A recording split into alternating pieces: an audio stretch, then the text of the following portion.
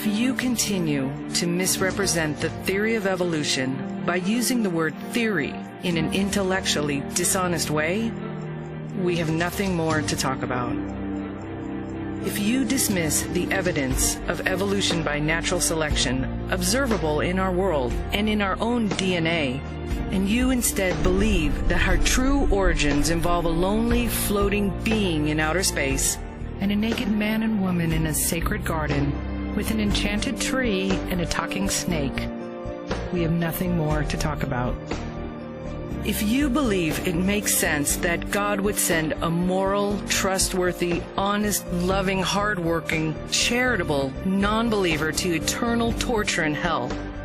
yet would allow a serial killer to enter heaven after a deathbed conversion, we have nothing more to talk about. If you believe human beings could live to be almost 1,000 years old in the Bronze Age,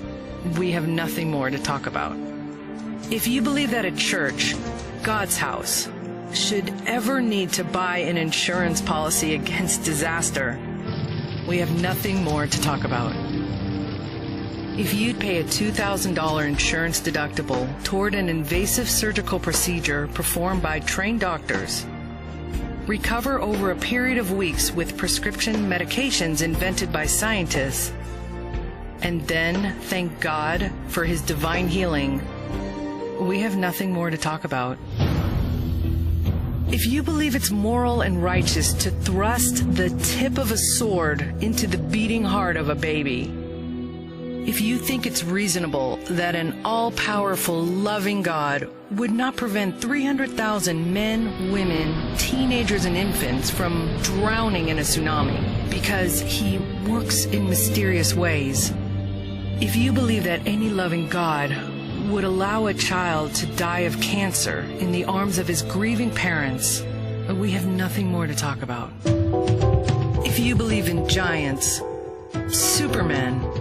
unicorns, flying chariots of fire, the undead, leviathans, healing mud, talking animals, and the biblical account of a man who spent 3 days underwater living in the belly of a giant fish, we have nothing.